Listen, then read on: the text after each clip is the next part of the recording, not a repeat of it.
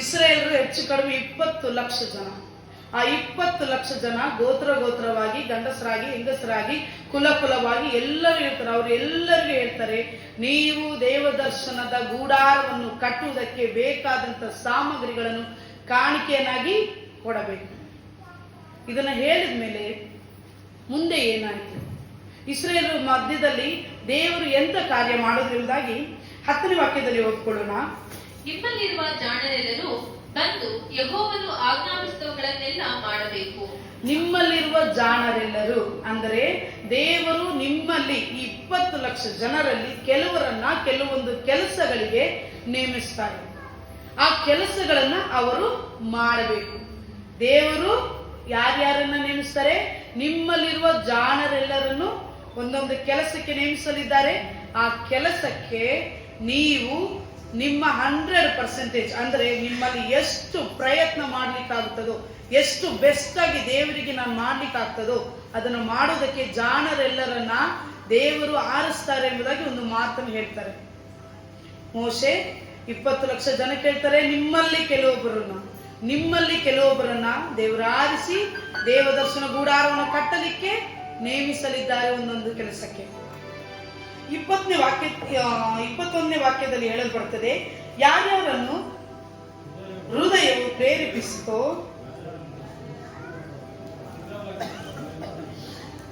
ಯಾರ ಮನಸ್ಸು ಸಿದ್ಧವಾಗಿತ್ತೋ ಅವರೆಲ್ಲರೂ ಬಂದು ದೇವದರ್ಶನದ ಗೂಡಾರದ ಕೆಲಸಕ್ಕೂ ಅದರ ಸಮಸ್ತ ಸೇವೆಗೋಸ್ಕರವೂ ದೀಕ್ಷಾ ವಸ್ತ್ರಗಳಿಗೋಸ್ಕರವೂ ಯೆಹೋವನಿಗೆ ಕಾಣಿಕೆಗಳನ್ನು ತಂದರು. ವಾಕ್ಯ ಹೇಳುತ್ತೆ, ಯಾರ್ಯಾರ ಮನಸ್ಸನ್ನು ಪ್ರೇರೇಪಿಸಿತೋ ಅಂದರೆ ದೇವರ ಕೆಲಸಕ್ಕೆ ಯಾರ್ಯಾರ ಮನಸ್ಸನ್ನ ದೇವರು ಪ್ರೇರೇಪಿಸಿದರು ಅವರೆಲ್ಲರೂ ಕಾಣಿಕೆಗಳನ್ನ ತಂದು ಕೊಡ್ತಾರೆ. ಒಬ್ಬರು ಇಬ್ಬರನ್ನ ಎಲ್ಲರೂ ಕಾಣಿಕೆಗಳನ್ನ ತಂದು ಕೊಡ್ತಾರೆ. ಕಾಣಿಕೆಗಳು ತಂದು ಕೊಡುವಾಗ 36ನೇ ಅಧ್ಯಾಯದಲ್ಲಿ 3ನೇ ವಾಕ್ಯದಲ್ಲಿ ಹೇಳಲ್ಪಡುತ್ತದೆ, ಓದಿ. ಅವರು ದೇವ ಮಂದಿರವನ್ನು ನಿರ್ಮಿಸುವ ಕೆಲಸಕ್ಕೆ ಇಸ್ರಾಯೇಲರು ತಂದಿದ್ದ ಕಾಣಿಕೆಗಳನ್ನೆಲ್ಲ ಮೋಶೆಯ ಕೈಯಿಂದ ತೆಗೆದುಕೊಂಡರು. ಇಸ್ರಾಯೇಲರು ಪ್ರತಿದಿನದ ಹೊತ್ತಾರೆಯಲ್ಲಿ ಮೋಶೆ ಬಳಿಗೆ ಬಂದು ಹೆಚ್ಚು ಕಾಣಿಕೆಗಳನ್ನು ಮನಪೂರ್ವಕವಾಗಿ ಕೊಡುತ್ತಿದ್ದರು. ಬೆಳಗಿನ ಜಾವ ಅವ್ರಿಗೆ ಗೊತ್ತಾಗ್ಬಾರ್ದು ನಾನು ಎಷ್ಟು ಕೊಟ್ಟೆ ಅಂತ, ಇವ್ರಿಗೆ ಗೊತ್ತಾಗ್ಬಾರ್ದು ನಾನು ಎಷ್ಟು ಕೊಟ್ಟೆ ಅಂತ, ಆ ಕುಲಕ್ಕೆ ಗೊತ್ತಾಗ್ಬಾರ್ದು, ಆ ಗೋತ್ರಕ್ಕೆ ಗೊತ್ತಾಗ್ಬಾರ್ದು ಅಂತೇಳಿ ದೇವರಿಗೆ ನಾನು ಕೊಡುವಂತ ಕಾಣಿಕೆಗಳನ್ನ ಯಾರಿಗೂ ಗೊತ್ತಾಗದೆ ಇರ್ಲಿ ಅಂತೇಳಿ ಇಸ್ರಾಯೇಲ್ಯರು ಹೊತ್ತಾರೆಯಲ್ಲಿ ಬೆಳಗಿನ ಜಾವ ಮೋಶೆ ಹತ್ರ ಹೋಗಿ, ಮೋಶೆ ನಾನು ದೇವದರ್ಶನ ಗೂಡಾರವನ್ನು ಕಟ್ಟಲಿಕ್ಕೆ ಈ ಕಾಣಿಕೆಗಳನ್ನ ಸಲ್ಲಿಸ್ತಾ ಇದ್ದೀನಿ. ಎಷ್ಟು ದೇವರು ಅವರ ಮನಸ್ಸನ್ನ ಪ್ರೇರೇಪಿಸಿದ್ರು ಅಷ್ಟು ಕಾಣಿಕೆಗಳು ದೇವದರ್ಶನದ ಗೂಡಾರವನ್ನ ಕಟ್ಟಲಿಕ್ಕೆ ಮೋಶೆಯ ಬಳಿಗೆ ಬಂದು ಸೇರುತ್ತೆ. 4, 5, 6, 7 ಆಗ ದೇವ ಮಂದಿರದ ಕೆಲಸವನ್ನು ನಡೆಸುತ್ತಿದ್ದ ಆ ಜಾಣರೆಲ್ಲರೂ ತಮ್ಮ ತಮ್ಮ ಕೆಲಸವನ್ನು ಬಿಟ್ಟು ಮೋಶೆ ಬಳಿಗೆ ಬಂದು ಅವನಿಗೆ, ಯೆಹೋವನು ಆಜ್ಞಾಪಿಸಿದ ಕೆಲಸಕ್ಕೆ ಬೇಕಾದದ್ದಕ್ಕಿಂತಲೂ ಬಹಳ ಹೆಚ್ಚಾಗಿ ಜನರು ಕಾಣಿಕೆಗಳನ್ನು ತರುತ್ತಿರುತ್ತಾರೆಂದು ಹೇಳಲಾಗಿ, ಮೋಶೆ ದೇವ ಮಂದಿರದ ಕೆಲಸಕ್ಕಾಗಿ ಯಾವ ಪುರುಷನಾಗಲಿ ಸ್ತ್ರೀಯಾಗಲಿ ಇನ್ನು ಮುಂದೆ ಯಾವುದನ್ನು ಸಿದ್ಧಪಡಿಸಬಾರದೆಂದು ಅಪ್ಪಣೆ ಮಾಡಿ ಪಾಳೆಯದಲ್ಲಿ ಪ್ರಕಟಿಸಿ ಜನರ ಕಾಣಿಕೆಗಳನ್ನು ನಿಲ್ಲಿಸಿಬಿಟ್ಟನು. ಕೆಲಸವನ್ನೆಲ್ಲ ಮಾಡುವುದಕ್ಕೆ ಸಾಕಾಗುವುದಕ್ಕಿಂತಲೂ ಹೆಚ್ಚಾದ ಸಾಮಗ್ರಿ ಇತ್ತು. அப்பொழுது பரிசுத்த ஸ்தலத்து வேலைகளை செய்கிற விவேகிகள் யாவரும் அவரவர் செய்கிற வேலையின் காரியமாய் வந்து மோசேயை நோக்கி, கர்த்தர் செய்யும்படி கற்பித்த வேலைக்கு வேண்டியதற்கு அதிகமான பொருள்களை ஜனங்கள் கொண்டு வருகிறார்கள் என்றார்கள். அப்பொழுது மோசே, இனி புருஷர்களாவது ஸ்திரீகளாவது பரிசுத்த ஸ்தலத்துக்கென்று காணிக்கையாக ஒரு வேலையும் செய்ய வேண்டாம் என்று பாளையம் எங்கும் கூறும்படி கட்டளையிட்டார். இவ்விதமாய் ஜனங்கள் கொண்டு வருகிறது நிறுத்தப்பட்டது. ಇಲ್ಲಿ ನೋಡ್ತೇವೆ ಎಷ್ಟು ಕೊಟ್ಟಿದ್ದಾರೆ ಅಂದ್ರೆ ಅವ್ರಿಗೆ ಬೇಕಾಗಿರುವಂತ ಕೆಲಸದ ಸಾಮಗ್ರಿಗಳನ್ನ ದೇವರು ಹೇಳಿದಂತ ವಸ್ತುಗಳನ್ನ ಮಾಡಿ ಅದಕ್ಕಿಂತ ಹೆಚ್ಚಾಗಿ ಉಳಿಯುವ ಮಟ್ಟಿಗೆ ಕಾಣಿಕೆಗಳನ್ನ ಅಲ್ಲಿ ಇಸ್ರಾಯೇಲರು ಸಲ್ಲಿಸಬೇಕಾದ್ರೆ ಯಾರು ಬೇಸರಗೊಳ್ಳೋದಿಲ್ಲ. ದೇವರ ಗೂಡಾರವನ್ನು ನಾನು ಕಟ್ಟಬೇಕು, ಅದಕ್ಕೆ ನನ್ನಿಂದ ಎಷ್ಟು ಕಾಣಿಕೆಗಳನ್ನು ನಾನು ಕೊಡ್ಲಿಕ್ಕೆ ಆಗ್ತದೋ ಅಷ್ಟು ಕಾಣಿಕೆಗಳನ್ನು ನಾನು ಕೊಡ್ತೇನೆ ಅಂತೇಳಿ ಮನಪೂರ್ವಕವಾಗಿ ಮನೆಯಲ್ಲಿ ಇರೋರು ಎಲ್ಲರೂ, ಗಂಡ ಹೆಂಡತಿ, ಅಷ್ಟು ಜನ ಫ್ಯಾಮಿಲಿ, ಕುಟುಂಬ, ಗೋತ್ರ ಯಾರ್ಯಾರು ಇದ್ರು ಎಲ್ಲರೂ ಧಾರಾಳ ಮನಸ್ಸಿನಿಂದ ಕಾಣಿಕೆಗಳನ್ನ ಸಲ್ಲಿಸ್ತಾರೆ. ಸಲ್ಲಿಸಿದಂತ ಕಾಣಿಕೆಗಳು ಅವ್ರಿಗೆ ಆಲ್ರೆಡಿ ಕೆಲಸ ಸ್ಟಾರ್ಟ್ ಮಾಡಿರ್ತಾರೆ. ಆ ಕೆಲಸಗಳನ್ನ ಮಾಡ್ತಾ ಮಾಡ್ತಾ ಮಾಡ್ತಾ ಇರ್ಬೇಕಾದ್ರು ಕೆಲವೊಂದು ವಸ್ತುಗಳನ್ನ ಉಪಯೋಗಿಸ್ಕೊಂತ ಇರ್ತಾರೆ. ಉಪಯೋಗಿಸ್ಕೊಂಡು ಎಕ್ಸ್ಟ್ರಾ ಅವರಿಗೆ ಎಷ್ಟು ಬೇಕೋ, ಇನ್ನು ಸ್ವಲ್ಪ ಎಕ್ಸ್ಟ್ರಾ ತೆಗೆದಿಟ್ಕೊಳ್ಳೋಣ ಕೆಲಸಕ್ಕೆ ಬೇಕಾಗುತ್ತೆ ಅನ್ನೋ ಮಟ್ಟಿಗೆ ಬಿಟ್ಟು ಇನ್ನೂ ಅಧಿಕವಾದಂತ ವಸ್ತುಗಳು ಅವರ ಬಳಿಯಲ್ಲಿ ಇರುವಂತೆ ಜನರು ಅಷ್ಟು ಕಾಣಿಕೆಗಳನ್ನ ಕೊಡ್ತಾರೆ. ಕಾಣಿಕೆಗಳನ್ನ ಕೊಟ್ಟಾಯ್ತು. ದೇವದರ್ಶನ ಗುಡಾರ ಕಟ್ಟಬೇಕು, ಅದಕ್ಕೆ ಏನೇನು ಕಾಣಿಕೆಗಳು ಕೊಡಬೇಕು, ಅದಕ್ಕೆ ಜನರೆಲ್ಲರೂ ಕಾಣಿಕೆಗಳನ್ನ ಕೊಟ್ಟಾಯ್ತು. ಈಗ ಗೂಡಾರದ ಕೆಲಸವನ್ನು ಮಾಡೋದು ಯಾರು?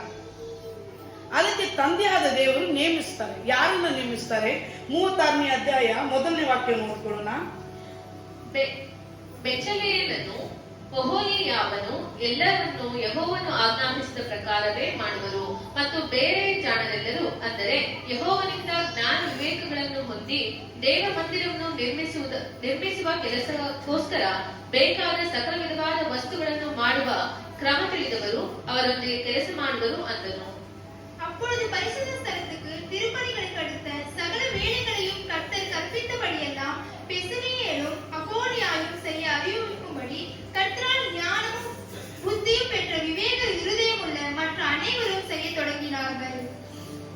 ಒಹೋಲಿಯಾಬನು ಮತ್ತೆ ಬೆಚಲೇಲನು ಇಬ್ಬರನ್ನ ಅವರೆಲ್ಲರಿಗೂ ಅಧಿಕಾರಿಯನ್ನಾಗಿ ನೇಮಿಸ್ತಾರೆ. ಅವರಿಬ್ಬರ ಹತ್ರನೇ ಉಳಿದಂತಹ ಜಾಣರೆಲ್ಲರು, ಅಂದರೆ ಬೇರೆ ಎಲ್ಲಾ ಕೆಲಸಗಳನ್ನು ಗೊತ್ತಿರುವಂತವರು, ದೇವರು ಯಾರ್ಯಾರನ್ನ ನೇಮಿಸಿದಾರೋ ಅದರಲ್ಲಿ 2ನೇ ಅಧ್ಯಾಯದಲ್ಲಿ ನೋಡ್ತೇವೆ. ಬೆಚಲೇಲನು ಒಹೋಲಿಯಾಬನು ಮತ್ತು ಯಾರ ಹೃದಯದಲ್ಲಿ ಯೆಹೋವನ ಜ್ಞಾನವನ್ನು ಇಟ್ಟಿದ್ದಾನೋ, ಯಾರನ್ನು ಈ ಕೆಲಸ ಮಾಡುವುದಕ್ಕೆ ಹೃದಯ ಪ್ರೇರೇಪಿಸಿತೋ ಆ ಜಾಣರೆಲ್ಲರನ್ನು ಮೋಶೆ ತನ್ನ ಹತ್ತಿರಕ್ಕೆ ಕರೆಸಿದನು.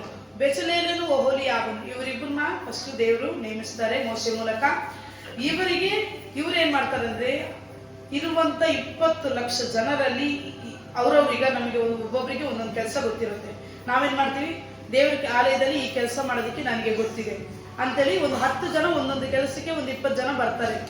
ಅದರಲ್ಲಿ ಇವ್ರೇನ್ ಮಾಡ್ತಾರೆ, ಅವ್ರಿಗೆಲ್ಲರಿಗೂ ಟೆಸ್ಟ್ ಇಟ್ಟು ಅದರಲ್ಲಿ ಯಾರು ಬೆಸ್ಟ್, ಯಾರು ದೇವರ ಕೆಲಸವನ್ನ ಒಂದು ಸಣ್ಣ ಡಾಟ್ ಅಷ್ಟು ತಪ್ಪಿಲ್ಲದೆ ಮಾಡ್ತಾರೋ ಅವರನ್ನ ಮಾತ್ರ ನೇಮಿಸ್ಬೇಕು ಅಂತೇಳಿ ಬರೋ 20 ಜನರಲ್ಲಿ 10 ಜನನ ಸೆಲೆಕ್ಟ್ ಮಾಡ್ತಾರೆ.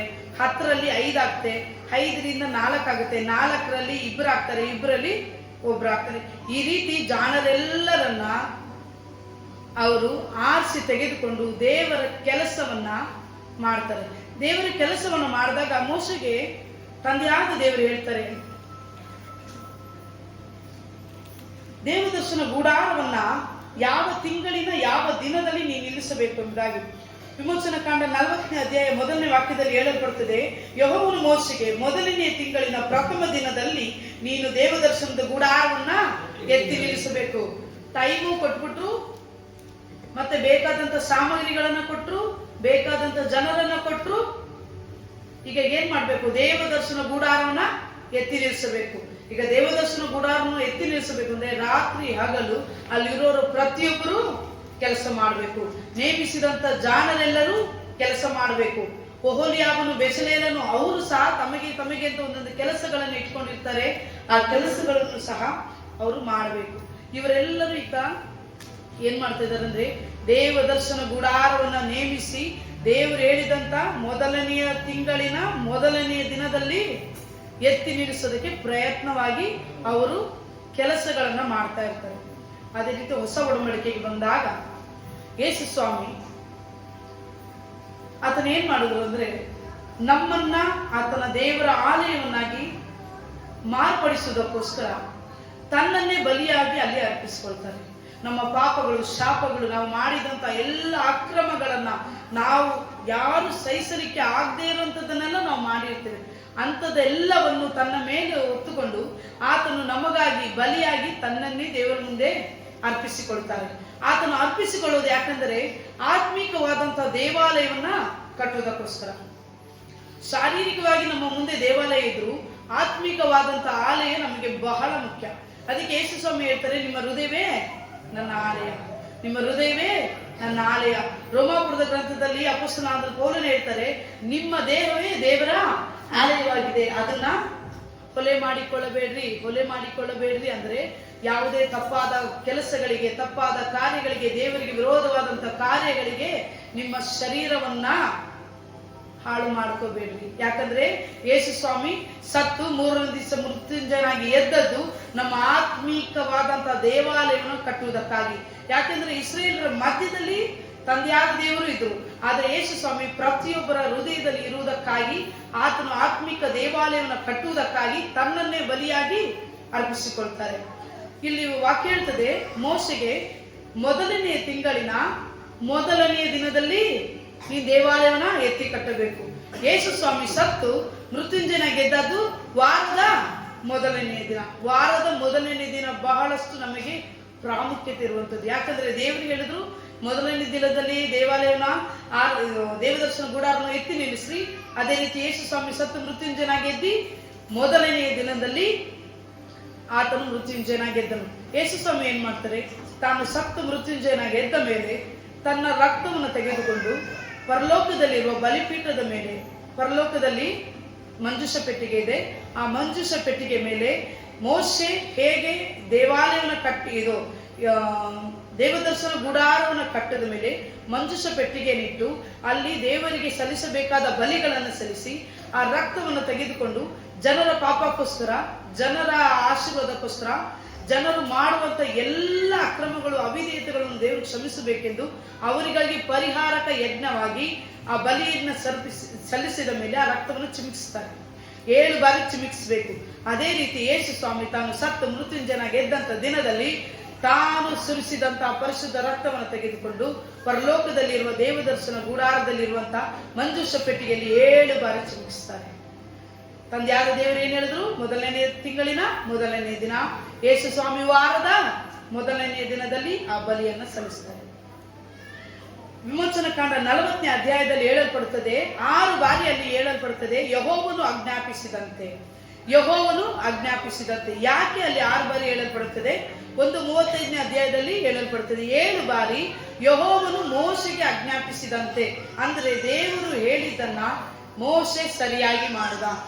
ದೇವರು ಆಲಯವನ್ನ ಹೇಗೆ ಕಟ್ಟಬೇಕು, ಯಾವ್ದಾವ್ದನ್ನ ಎಲ್ಲೆಲ್ಲಿ ಇಡಬೇಕು, ಯಜ್ಞಗಳನ್ನ ಹೇಗೆ ಸಲ್ಲಿಸಬೇಕು, ಎಲ್ಲವನ್ನ ಮೋಶೆಗೆ ಯೆಹೋವನು ಹೇಗೆ ಆಜ್ಞಾಪಿಸಿದನೋ ಅದೇ ರೀತಿ ಮೋಶೆ ಮಾಡಿ ಮುಗಿಸ್ತಾರೆ. ಮೋಶೆ ಎಲ್ಲ ಮಾಡಿ ಮುಗಿಸಿದ ಮೇಲೆ 40ನೇ ಅಧ್ಯಾಯದಲ್ಲಿ 34-35 ಆಗ ಮೇಘವು ದೇವದರ್ಶನದ ಗುಡಾರವನ್ನು ಮುಚ್ಚಿತು, ಯೆಹೋವನ ತೇಜಸ್ಸು ಗುಡಾರವನ್ನು ತುಂಬಿತು. ಮೇಘವು ದೇವದರ್ಶನದ ಗುಡಾರದ ಮೇಲೆ ನೆಲೆಯಾಗಿರುವುದರಿಂದಲೂ ಯೆಹೋವನ ತೇಜಸ್ಸು ಗುಡಾರದೊಳಗೆ ತುಂಬಿರುವುದರಿಂದಲೂ ಮೋಶೆ ಗುಡಾರದಲ್ಲಿ ಹೋಗಲಾರದೆ ಇದ್ದನು. அப்பொழுது ஒரு மேகம் ஆசரிப்பு கூடாரத்தை மூடினது, கர்த்தருடைய மகிமை வாசஸ்தலத்தை நிரப்பிற்று. மேகம் அதின் மேல் தங்கி கர்த்தருடைய மகிமை வாசஸ்தலத்தை நிரப்பினதினால் மோசே ஆசரிப்பு கூடாரத்திற்குள் பிரவேசிக்க கூடாமல் இருந்தது.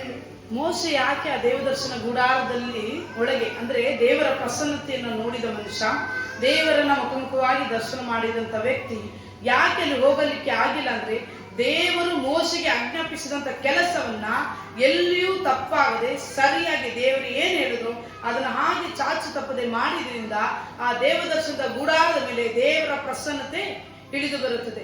ಮೋಶೆನೇ ಆ ದೇವರ ಆಲಯದೊಳಗೆ ಹೋಗೋದಿಕ್ಕೆ ಆಗೋದಿಲ್ಲ, ಅಷ್ಟು ಪ್ರಸನ್ನತೆ.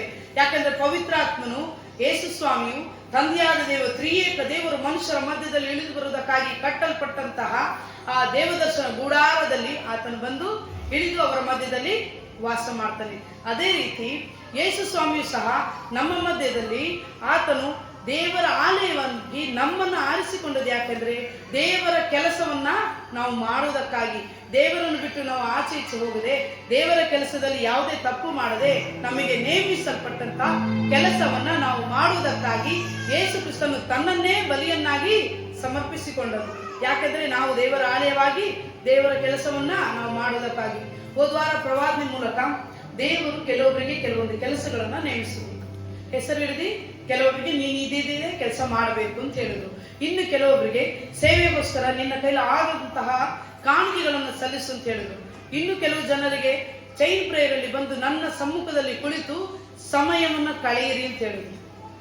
ಪ್ರತಿಯೊಬ್ಬರಿಗೂ ಜ್ಞಾಪಕ ಇರುತ್ತೆ ಅಂತ ನಾನು ತಿಳಿದಿರ್ತೀನಿ. ಯಾಕೆಂದ್ರೆ ದೇವರು ನಮ್ಮೊಟ್ಟಿಗೆ ಮಾತನಾಡುವಂತ ದೇವರು. ನಿಮಗೆ ಪ್ರತಿಯೊಬ್ಬರಿಗೆ ಕೊಟ್ಟಿರುವಂತ ಕೆಲಸದಲ್ಲಿ ನೀವೆಲ್ಲರೂ ಒಂದರಲ್ಲಿಯೂ ತಪ್ಪಾಗದೆ, ಒಂದರಲ್ಲಿಯೂ ಅಲ್ಲಾಡದೆ, ದೇವರ ಚಿತ್ತ ಏನಿದೆಯೋ, ದೇವರು ನನಗೆ ಈ ಕೆಲಸ ಕೊಟ್ಟಿದ್ದಾರೆ, ಆ ಕೆಲಸವನ್ನ ನಾನು ರಾತ್ರಿ ಹಗಲು ಅಂತ ನೋಡದೆ ಆ ಕೆಲಸವನ್ನ ನೀವು ಮಾಡಬೇಕು. ಯಾಕೆಂದ್ರೆ ಫರೋನ ನಂತರ ಮೋಶೆ ಆರೋನ್ ಇಬ್ರು ನಿಂತ್ಕೊಂಡು ಕೇಳ್ತಾರೆ, ಇಸ್ರೇಲ್ಯರು ಈ ನನ್ನನ್ನು ಆರಾಧಿಸುವುದಕ್ಕಾಗಿ ನನ್ನ ಜನರನ್ನ ಕಳಿಸು ಎಂಬುದಾಗಿ ಇಸ್ರೇಲಿಯರ ದೇವರು ಕೇಳ್ತಾ ಇದ್ದಾರೆ ಎಂಬುದಾಗಿ. ಅದೇ ರೀತಿ ಮೋಶೆ ಆರೋನ ಜೊತೆಗೆ ಯೇಸು ತಂದೆಯಾದ ದೇವರು ಇಸ್ರೇಲನ್ನು ಬಿಡಿಸುವುದಕ್ಕೋಸ್ಕರ ಆತನು ಬಂದು ಮನುಷ್ಯರ ಮಧ್ಯದಲ್ಲಿ ಮನುಷ್ಯರ ಹತ್ರ ಆತನು ಕೇಳ್ತಾ ಇದ್ದಾನೆ, ನನ್ನ ಜನರನ್ನ ನನ್ನನ್ನು ಆರಾಧಿಸುವುದಕ್ಕೆ ಕಳಿಸ್ಕೊಡು. ಅದೇ ರೀತಿ ಹೋದ್ವಾರ ಪ್ರವಾದನೆ ಮೂಲಕ ತಂದೆಯಾದ ದೇವರು ಫಾರೋನನ ಮುಂದೆ ನಾನು ಹೇಗೆ ಹೋಗಿ ನಿಂತನೋ ನಿಮ್ಮ ಮುಂದೆ ನಾನು ಬಂದು ನಿಂತಿದ್ದೇನೆ. ಈ ಸೇವೆ ಬರೀ ಸೇವಕರದ್ದು ಮಾತ್ರ ಅಲ್ಲ, ನಿಮ್ಮದು ಸಹ. ನೀವು ಈ ಸೇವೆಯಲ್ಲಿ ಯಾವ ಯಾವ ಕೆಲಸಗಳಲ್ಲಿ ಭಾಗಿಯಾಗಬೇಕು ಅಂತೇಳಿ ಕೆಲವರನ್ನ ದೇವರು ನೇಮಿಸಿದ್ರು. ಕೆಲವರಿಗೆ ಪರ್ಸನಲ್ ಆಗಿ ಬಂದು ಪ್ರೇಯರ್ ಮಾಡ್ಬೇಕಾದ್ರೆ ಅವರಿಗೆ ಆ ಕೆಲಸಗಳನ್ನ ಹೇಳಿದೆ. ಅವರವರು ಆ ಕೆಲಸಗಳನ್ನ ಮಾಡಬೇಕು. ಯಾಕೆಂದ್ರೆ ಈ ಸೇವೆ ನಿಮ್ಮದು ಸೇವಕರದ್ದು ಮಾತ್ರವಲ್ಲ, ಪ್ರತಿಯೊಬ್ಬರು ದೇವರ ಆಲಯವನ್ನ ಎತ್ತಿ ನಿಲ್ಲಿಸಬೇಕು. ನಮಗೆ ಕೊಟ್ಟಿರುವ ಕೆಲಸ ಈ ಸೇವೆಯನ್ನ ದೇವರ ಆಲಯವನ್ನ ನಾವು ಎತ್ತಿ ನಿಲ್ಲಿಸಬೇಕು. ಇಸ್ರೇಲ್ ಜನರು ಮೋಶೆ ಜೊತೆಗೆ ಸೇರ್ಕೊಂಡು ಹೇಗೆ ದೇವದರ್ಶನ ಗುಡಾರವನ್ನ ಎತ್ತಿ ನಿಲ್ಲಿಸಿದ್ರು, ಅದೇ ರೀತಿ ನಾವೆಲ್ಲರೂ ಈ ಸಭೆಯನ್ನ ಎತ್ತಿ ನಿಲ್ಲಿಸಬೇಕು.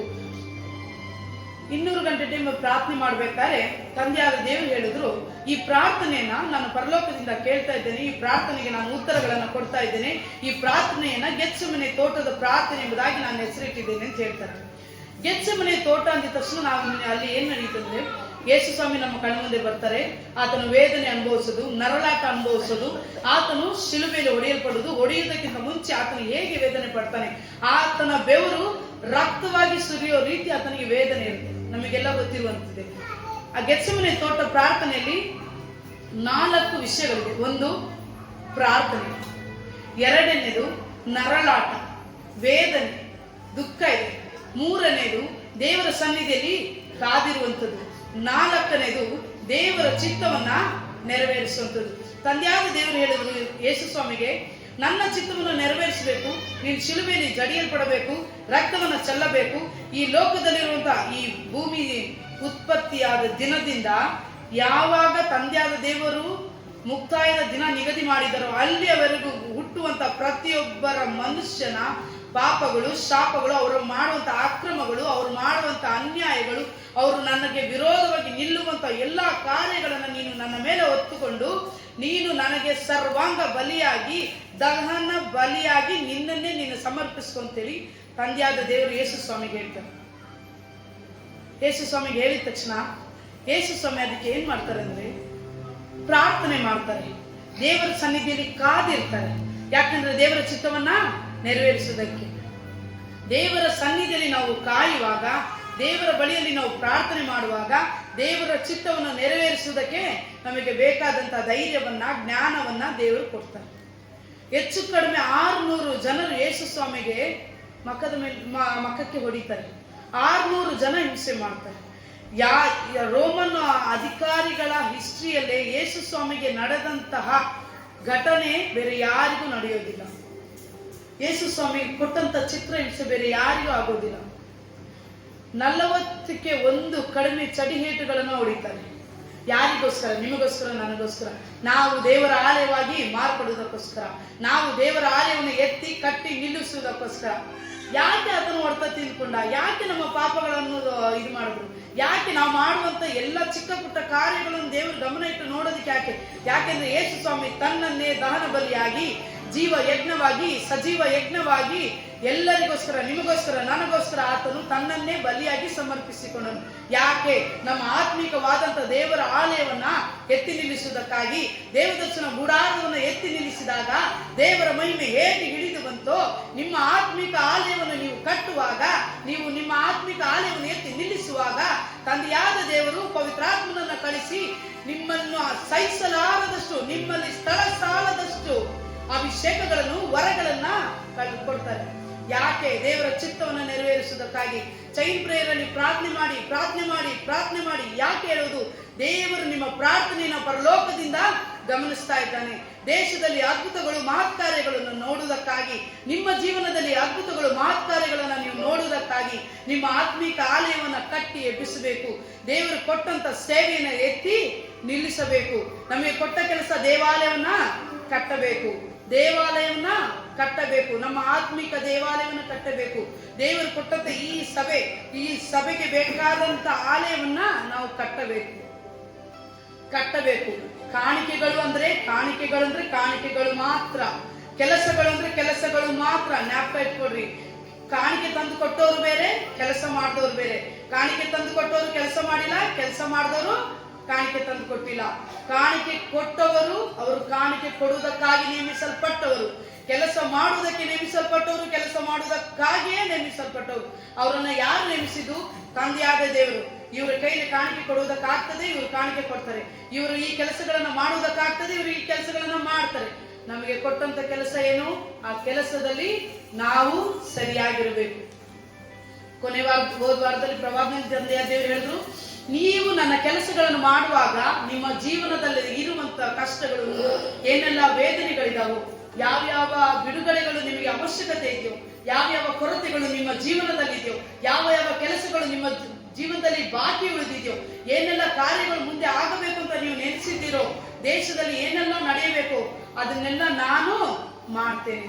ಯಾವಾಗ? ದೇವರು ಕೊಟ್ಟಂತ ಕೆಲಸದಲ್ಲಿ ನೀವು ಮಾಡುವಾಗ, ಆ ಕೊಟ್ಟ ಕೆಲಸದಲ್ಲಿ ಈ ಕಡೆ ಆ ಕಡೆ ಅಲ್ಲಾಡದೆ ಆ ಕೆಲಸವನ್ನ ನೀವು ಮಾಡಬೇಕು. ಯಾಕಂದ್ರೆ ಪ್ರತಿಯೊಬ್ಬರಿಗೂ ಒಂದೊಂದು ಕೆಲಸ ಕೊಟ್ಟಿದ್ದಾರೆ. ಚೈನ್ ಪ್ರೇಯರ್ ಅಲ್ಲಿ ಬಂದು ಕಾದಿರಿದ್ರೆ ಅವರು ಬಂದು ಕಾದಿರಬೇಕು. ಸಮಯ ತಂದೆಯಾದ ದೇವರಿಗೆ, ಯೇಸು ಸ್ವಾಮಿಗೆ, ಪವಿತ್ರಾತ್ಮನಿಗೆ ಸಮಯ ಕೊಡಬೇಕು. ನಾನು ನಿನ್ನನ್ನು ಪ್ರತಿನಿಧಿಯಾಗಿ ಕಳಿಸಿದ್ದೇನೆ ಅಂತ ಕೆಲವೊಬ್ಬರಿಗೆ ಹೇಳಿದ್ದಾರೆ. ಪ್ರತಿನಿಧಿಯಾಗಿ ಹೋಗುವವರು, ಪ್ರತಿನಿಧಿಯಾಗಿ ಹೋಗುವುದಕ್ಕೆ ಬೇಕಾದಂತ ಜ್ಞಾನ ವಿವೇಕಗಳು, ಏನೆಲ್ಲ ಕೆಲಸಗಳನ್ನು ನಾನು ಮಾಡಬೇಕು. ಯಾಕೆಂದ್ರೆ ಪ್ರತಿನಿಧಿ ಅನ್ನೋದು ಸುಮ್ಮನೆ ಅಲ್ಲ. ಯಾಕೆಂದ್ರೆ ಮೋಶೆ ಬೆಚಲೇಲನು ಒಹೋಲಿಯಾಬನನ್ನು ನೇಮಿಸಿದ್ರು. ಯಾಕೆಂದ್ರೆ ಅವರಿಬ್ಬರು ದೇವದರ್ಶನ ಗೂಡಾರವನ್ನು ಕಟ್ಟಲಿಕ್ಕೆ ಪ್ರತಿನಿಧಿಗಳು. ಆ ಪ್ರತಿನಿಧಿಗಳು ತಮ್ಮ ಕೆಲಸಕ್ಕೆ ಬೇಕಾದಂತ ಜ್ಞಾನ ವಿವೇಕಗಳನ್ನ ದೇವರಿಂದ ಪಡೆದುಕೊಳ್ಳಬೇಕು. ಕೆಲವೊಬ್ಬರಿಗೆ ಹೇಳಿದ್ದಾರೆ, ನೀನು ಈ ಕೆಲಸ ಮಾಡುವಂತ ಆ ಕೆಲಸ ಮಾಡಲೇಬೇಕು. ಮಾಡಲ್ಲ ಅಂತ ಹೇಳುವುದಕ್ಕಾಗುವುದಿಲ್ಲ. ಮಾಡಲ್ಲ ಅನ್ನೋದು ನಿಮಗೂ ದೇವರಿಗೂ ಸಂಬಂಧಪಟ್ಟದ್ದು. ಆದರೆ ದೇವರು ಪ್ರತಿಯೊಬ್ಬರನ್ನ ಸುಮ್ಮನೆ ಆರಿಸಿಕೊಳ್ಳುವುದಿಲ್ಲ. ಆತನು ಕಾರಣ ಸಮೇತ ಆರಿಸಿಕೊಳ್ತಾರೆ. ಒಬ್ಬೊಬ್ಬರಿಗೆ ಒಂದೊಂದು ಕೆಲಸ ಕೊಟ್ಟಿದ್ದಾರೆ ಅಂದ್ರೆ ತನ್ನ ಚಿತ್ತವನ್ನ ನೆರವೇರಿಸುವುದಕ್ಕಾಗಿ. ಗೆತ್ಸೆಮನೆ ತೋಟದಲ್ಲಿ ಯೇಸು ಸ್ವಾಮಿ ಯಾಕೆ ಅಷ್ಟೊತ್ತು ಕಾದಿದ್ದು ಪ್ರಾರ್ಥನೆ ಮಾಡೋದು ಅಂದ್ರೆ, ತಂದೆಯಾದ ದೇವರು ತಾನು ನೇಮಿಸಿಟ್ಟಂತಹ ಚಿತ್ತವನ್ನ, ತಂದೆಯಾದ ದೇವರ ಕೆಲಸವನ್ನ ಯೇಸು ಸ್ವಾಮಿ ಮಾಡುವುದಕ್ಕೋಸ್ಕರ. ದೇವದರ್ಶನ ಗೂಡಾರವನ್ನು ಮೋಶೆ ಹೇಗೆ ಬೆರೆಸಿ ನಿಲ್ಲಿಸಿದ್ರು, ಯೇಸು ಸ್ವಾಮಿ ಹೇಗೆ ಆತ್ಮಿಕ ದೇವಾಲಯವನ್ನು ಎತ್ತಿ ನಿಲ್ಲಿಸಿದ್ರು, ಅದೇ ರೀತಿ ನಮ್ಮ ಸಭೆಗೆ ನಾವೆಲ್ಲರೂ ಯಾವ ರೀತಿ ನಮ್ಮ ಆಲಯಗಳನ್ನು ಕಟ್ಟಬೇಕು ಅನ್ನೋದನ್ನ ನಾವೇ ಯೋಚನೆ ಮಾಡಬೇಕು. ನಮಗೆ ಕೊಟ್ಟಿರುವ ಕೆಲಸದಲ್ಲಿ ನಾವು ಭಯದಿಂದಲೂ ಭಕ್ತಿಯಿಂದಲೂ ದೇವರಿಗೆ ತಗ್ಗಿಸಿಕೊಂಡು ದೇವರ ಚಿತ್ತದ ಪ್ರಕಾರ ನಾವೆಲ್ಲರೂ ಮಾಡಬೇಕು. ಜ್ಞಾಪಕ ಇಟ್ಕೊಳ್ರಿ, ದೇವರು ಸುಮ್ಮನೆ ಯಾರನ್ನೂ ಕರೆಯೋದಿಲ್ಲ. ಆತನ ಚಿತ್ತವನ್ನು ನೆರವೇರಿಸುವುದಕ್ಕೋಸ್ಕರವಾಗಿ, ದೇಶದಲ್ಲಿ ಒಂದು ಅದ್ಭುತಗಳನ್ನು ಮಹತ್ಕಾರ್ಯಗಳನ್ನು ನಾವು ನೋಡುವುದಕ್ಕಾಗಿಯೇ, ದೇಶದಲ್ಲಿರುವಂತಹ ಪ್ರತಿಯೊಬ್ಬರು ರಕ್ಷಣೆ ಹೊಂದುವುದಕ್ಕಾಗಿಯೇ ನಾವು ಕೆಲಸಗಳನ್ನ ಮಾಡಬೇಕು. ನಾವು ದೇವಾಲಯವನ್ನು ಕಟ್ಟಬೇಕು. ಅದಕ್ಕಾಗಿಯೇ ದೇವರು ಹೇಳಿದ್ದು ದೇವಾಲಯವನ್ನ ಕಟ್ಟಿರಿ. ನಮ್ಮ ಮೇಲೆ ಬಿದ್ದಿರುವಂತ ಕೆಲಸ ಏನು? ದೇವಾಲಯವನ್ನ ಕಟ್ಟಬೇಕು. ಎಲ್ಲರೂ ಜ್ಞಾಪಕ ಇಟ್ಕೊಳ್ರಿ. ಯಾಕೆಂದ್ರೆ ನೀವು ತಂದೆಯಾದ ದೇವರ ಬಳಿಯಲ್ಲಿ ಒಂದಲ್ಲ ಒಂದಿನ ಹೋಗಿ ನಿಲ್ತೀರಾ. ಆಗ ಕೇಳ್ತಾರೆ, ನಾನು ಫರೋಹನ ಮುಂದೆ ಹೇಗೆ ಇಸ್ರೇಲರನ್ನ ಬಿಡಿಸುವುದಕ್ಕಾಗಿ ನಾನು ಬಂದೆನು, ಅದೇ ರೀತಿ ನಿಮ್ಮ ಬಳಿಯಲ್ಲಿ ಬಂದು ಈ ಸೇವೆಯನ್ನ, ಈ ಸಭೆಯನ್ನ, ನಿಮ್ಮ ಆತ್ಮಿಕ ದೇವಾಲಯವನ್ನ ಕಟ್ಟುವುದಕ್ಕೆ ನಾನು ನಿಮಗೆಲ್ಲ ಕೆಲಸವನ್ನು ಒಪ್ಪಿಸಿದ್ನಲ್ಲ, ಈ ಕೆಲಸ ಮಾಡಿದ್ರಾ ಮಾಡಿಲ್ವಾ ಎಂಬುದಾಗಿ ಪ್ರತಿಯೊಬ್ಬರನ್ನು ಆತನ ಪ್ರಶ್ನೆ ಕೇಳಲಿದ್ದಾನೆ. ಜ್ಞಾಪಕ ಇಟ್ಕೊಳ್ರಿ, ನಾವು ದೇವರ ಸನ್ನಿಧಿಯಲ್ಲಿದ್ದೇವೆ. ದೇವರ ಆಲಯವಾಗಿ ನಾವು ಮಾರ್ಪಡಬೇಕು. ದೇವರ ಆಲಯವನ್ನು ಎತ್ತಿ ನಿಲ್ಲಿಸಬೇಕು. ನಾವು ನಿಲ್ಲಿಸಿದ್ರೆ ದೇವರು ನಾವು ನೋಡದೇ ಇರುವಂಥದ್ದು, ನಾವು ನೆನೆಸದೇ ಇರುವಂಥದ್ದು, ನಾವು ಎಂದು ಗ್ರಹಿಸಲೇ ಆರದಂತ ಅದ್ಭುತಗಳನ್ನ, ಮಹತ್ಕಾರ್ಯಗಳನ್ನ ನಾನು ಮಾಡ್ತೇನೆ ಎಂಬುದಾಗಿ ವಾಗ್ದಾನ ಮಾಡಿದ್ದಾರೆ. ಆ ವಾಗ್ದಾನವನ್ನ ಆತ ನೆರವೇರಿಸ್ತಾನೆ. ಎಲ್ಲರೂ ಕಣ್ಗಳನ್ನು ಮುಚ್ಚೋಣ. ನಮ್ಮ ಕೈಗಳನ್ನ ಎದೆ ಮೇಲೆ ಇಟ್ಟುಕೊಂಡು, ತಂದೆಯಾದ ದೇವರೇ, ಯೇಸು ಸ್ವಾಮಿ, ಪವಿತ್ರಾತ್ಮನೇ, ನೀನು ನನಗೆ ಕೊಟ್ಟಿರುವಂತ ಕೆಲಸ, ನೀನು ಯಾವ ಕೆಲಸ ಕೊಟ್ಟಿದ್ದೀಯೋ, ನನ್ನನ್ನು ಕಾಣಿಕೆ ಕೊಡುವುದಕ್ಕಾಗಿ ಇಟ್ಟಿದ್ದೀಯಾ, ನನಗೆ ದೇವರ ಕೆಲಸವನ್ನು ಮಾಡುವುದಕ್ಕಾಗಿ ಇಟ್ಟಿದ್ಯಾ, ಆ ಕೆಲಸವನ್ನು ನಾನು ಮಾಡ್ತೇನೆ. ಚೈನ್ ಪ್ರೇಯರ್ ಬಂದು ಕಾದಿರು ಅಂತ ಹೇಳಿದ್ಯಾ, ನಾನು ಬಂದು ಕಾದಿರ್ತೇನೆ. ದೇಶಕ್ಕೋಸ್ಕರ ಪ್ರಾರ್ಥನೆ ಮಾಡು ಅಂತ ಹೇಳಿದ್ಯಾ, ನಾನು ಬಂದು ಪ್ರಾರ್ಥನೆ ಮಾಡ್ತೇನೆ. ನಿನ್ನ ಚಿತ್ತವನ್ನು ನಾನು ನೆರವೇರಿಸಬೇಕು. ನನಗೆ ಕೊಟ್ಟಂತ ಕೆಲಸದಲ್ಲಿ ನಾನು ಭಯಭಕ್ತಿಯಿಂದ ಇರಬೇಕು. ಈ ಕಡೆ ಆ ಕಡೆ ಅಲ್ಲಾಡದಂತೆ ನಿನ್ನ ಕೆಲಸವನ್ನು ಮಾಡಬೇಕು. ನಿನ್ನ ಕಟ್ಟಡವನ್ನು ನಾನು ಎಬ್ಬಿಸಬೇಕು. ನಿನ್ನ ಕಟ್ಟಡವನ್ನು ನಾನು ಎಬ್ಬಿಸಬೇಕು. ನೀನು ಹೇಳಿದ ದಿನದಲ್ಲಿ, ಪ್ರಥಮ ದಿನದಲ್ಲಿ ನಿನ್ನ ಕಟ್ಟಡವನ್ನು ನಾನು ಎಬ್ಬಿಸಿ ನಿಲ್ಲಿಸಬೇಕು. ಅದಕ್ಕಾಗಿ ದೇವರೇ, ನನ್ನನ್ನು ಸಿದ್ಧಪಡಿಸಿದ್ಯಾ, ನಾನು ಆ ಕೆಲಸ ಮಾಡುವುದಕ್ಕೆ ನನಗೆ ಬೇಕಾದಂತದನ್ನು ನೀವು ಕೊಡು ಎಂಬುದಾಗಿ ಎಲ್ಲರ ಕಣ್ಗಳನ್ನು ಮುಚ್ಚಿ ಆಚೆ ಈಚೆ ನೋಡಿದೆ. ನಿಮ್ಮ ಮನಸ್ಸಿಗೆ ದೇವರ ಪ್ರವಾದಿ ಮೂಲಕ ಮಾತಾಡಿದಂತ ಮಾತುಗಳನ್ನು ನೆನಪು ಮಾಡಿಕೊಳ್ಳು. ಏನೆಲ್ಲ ದೇವರು ಮಾತಾಡಿದ್ರು, ನನಗೇನ್ ಹೇಳಿದ್ರು, ನಾನು ಆ ಕೆಲಸ ಮಾಡ್ತೇನೆ ದೇವರೇ, ನಾನು ಆ ಕೆಲಸ ಮಾಡ್ತಿದ್ದೇನೆ. ನೀವು ಪ್ರಾರ್ಥನೆ ಮಾಡ್ತಿರೋದು, ನೀವು ಆತನ ಪ್ರವಾದಿ ನೆನೆಸು ನೋಡ್ತಿರೋದು, ಅದನ್ನು ತಂದೆಯಾದ ದೇವರು ನೋಡ್ತಾ ಇದ್ದಾರೆ. ಆತನ ಏನ್ ಹೇಳಿದ್ರು ನೀವೆಲ್ಲ ಯೋಚನೆ ಮಾಡಿ ಪ್ರಾರ್ಥನೆ ಮಾಡಿ. ದೇವರೇ, ನಾನು ನೀನು ಹೇಳಿದಂತ ಕೆಲಸವನ್ನು ನಾನು ಮಾಡ್ತೇನೆ. ನೀನು ನನಗೆ ಕಟ್ಟಡವನ್ನು ಕಟ್ಟಲಿಕ್ಕೆ ಹೇಳಿದ್ರೆ ನಾನು ಕಟ್ತೇನೆ. ಕಟ್ಟಡವನ್ನು ಎಬ್ಬಿಸಿ ನಿಲ್ಲಿಸಿ ಕೇಳಿದ್ದೆ, ನಾನು ನಿಲ್ಲಿಸ್ತೇನೆ. ನಾನು ಕಾಣಿಕೆ ಕೊಡ್ತೇನೆ. ನಾನು ನಿನ್ನ ಸನ್ನಿಧಿಯಲ್ಲಿ ಸೇವೆ ಮಾಡ್ತೇನೆ, ನಿನ್ನ ಕೆಲಸವನ್ನು ಮಾಡ್ತೇನೆ. ನೀನು ನನಗೆ ನೇಮಿಸಿದಂತಹ ಎಲ್ಲಾ ಕೆಲಸವನ್ನು ನಾನು ಮಾಡ್ತೇನೆ ಎಂಬುದಾಗಿ ಹೇಳು.